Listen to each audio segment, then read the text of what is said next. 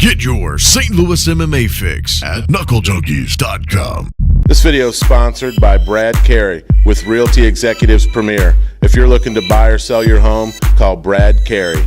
I'm here with Elmar Umarov with a fantastic second round finish of Nathan Stearns. Nathan was the Knuckle Junkies Amateur Fight of the Year recipient for 2016. And Elmar, you went in there and imposed your will. I just want to know, what was the game plan and how was the training camp leading up to this fight? I've been studying Nathan for a little bit because I was supposed to fight him a couple months ago, then he pulled out. But man, I'm the best. I'm the best lightweight around, and my whole life is this. I don't have a plan B, you know. I'm coming, man. I'm coming in hard. This is my life. So we were actually just talking a little bit back there. Now, this was a #1 contenders fight, but you're saying that you're ready for the pro ranks. Is that something that you've been thinking about and you're going to continue, or do you think maybe you want to have that last amateur fight for the title? I'm going pro. Right now, I'm a professional fighting amateurs, and I know my boy Purnell, Isaac Purnell, we trained together. He won the title. Respect, but I'm going pro. I've been doing this since I was 10 years old, and I heard there's a guy wants to fight MMA, Dan Bilzerian. Hey, if you want to fight, I'm down. 170, 85, I'll fight you, man, anytime. The real money fight. Elmar, I appreciate it, man. Thank you very much, sir. I'm here with Isaac Purnell. Isaac, that was a fantastic finish in the first round. You caught Derek Scott when he was trying to do a spinning back kick, and you caught him clean with a near side hook. Just walk me through the fight and your game plan. Was that what you expected? My game plan basically was to keep it standing, keep him long, frustrate him a little bit, and get him to kind of charge in, because he normally backpedals or he normally circles with his hands down, and that's all I pretty much wanted to do. So now that you have the belt, this entitles you to a 3-fight contract with Shamrock FC. I mean, when can we see you in the cage as a pro? Do you think maybe you want to do another amateur fight, defend the belt? What's next for Isaac Purnell? I think in June is my first pro debut, so. Fantastic, same card as me. Isaac Purnell, fantastic performance. Thank you, sir. Thank you. I'm here with newly crowned amateur 125 champion Corbin Howard. Corbin, there was a lot of talk between you and Press leading up to this fight. Both of you very confident in your abilities and kind of not smack talking, but kind of treating one another as inferior to one another. To go out there and put on that kind of performance and put away Chris Craig in about a minute and a half in the first round, how's that feel? It feels excellent. I think I really showed St. Louis MMA and the Midwest MMA scene what I have to offer. My last fights I've had, I mean, I was 5-0. I put together some good performances, but I think this was really that one performance that kind of puts you at the next level. And I think I showed a lot of people some new skills that they didn't expect from me. Absolutely, and like I said, Chris Craig was actually the newly crowned champion himself, beating Eric Newman, and you were actually telling me in the back, where's my respect? Where's my articles? Where's my recognition? Well, I told you, I said, man, you got to earn it, and tonight you earned it.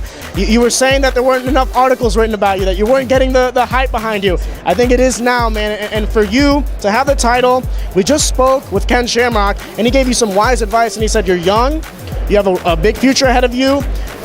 Is it defending the belt? Are you trying to go pro? What's the next plan? Yeah, I've definitely got to do some thinking. I want to take a few months off. I've had 3 fights all within the last few months, so I think I'm going to take a little time and just train. And I'm only 19 years old. The last 3 guys that I've fought have been older than 25, and it's just I'm giving up a little bit of a strength advantage still, just because I haven't really matured. So I think I'm going to take some time and just train hard, keep lifting, get a little bit bigger, because I still haven't really filled out the 125 frame yet. So I think I just need to take some time and mature. And then, yeah, I think I'm probably going to defend this belt. I know there are some other amateur opportunities around here for me, so I might have to tackle a couple of those and then make the step to the pro scene. But I'm not going to rush anything.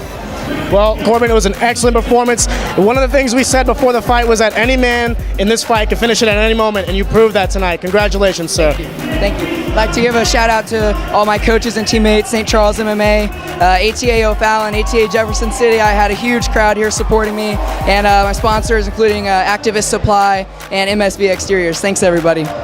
Knuckle Junkies here with Brandon Lowe. Brandon, fantastic performance against the pro debut of Austin Midkiff. Austin and you kind of had a little discrepancy in weight. Just talk about that, because it was originally a 145-pound bout. that changed to 152, and then he was still over, correct? Yeah, well, it was supposed to be 45 originally, and then he wanted 150. I said, I'll tell you what, I'll just make it easy, show up at 155. He comes in at 159, so that was really disrespectful to me. And then at the weigh-ins, he blew a kiss in my face. That was kind of disrespectful for me, so I wanted definitely a first-round finish. Coming out there strong in the first round, looking for the hands. Austin kind of was able to get the clinch with you. There was a point in the fight where he kicked you and he looked like he was injured. Did he hit your elbow? What was with that? I think he either hit my elbow or knee. I'd have to watch. I can't really remember off the top of my head, but I know he winced in pain, so I'm like, you know what, a fight's a fight, so I'm going to go after it, you know what I mean? And then we end up finishing with the elbows from the single leg. Yeah, I was just about to say that. He was going for the takedown very heavily. After you had initiated some great ground and pound, there was a position where he was going for the double leg, and you knocked him out with the 12-6 elbows to the back when someone's going for a takedown. Completely illegal. There was a little confusion from your end. Was that the finish you were looking for?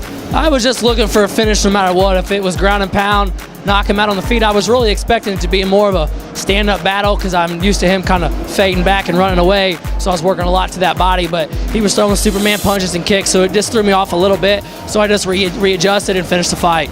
Now, I was talking to a lot of people in the back, and a lot of them were saying kind of the same thing, that you had a new sense of fire, a new sense of urgency within you. Is there something you did different this camp versus prior camps? I've been going through a lot of medical issues, so I haven't fought since last April, and I've overcome so much in my life, and it's very emotional to me to keep moving forward when I could have quit. So yeah, I just lit that fire, and I really want to go big. I want to make it big to UFC, Bellator, so that's where I'm headed. Well, Brandon, it was a spectacular performance, man. As always, thank you very much, sir. So much. Thank you. Dan Bilzerian. Hey, if you want to fight, I'm down. knucklejunkies.com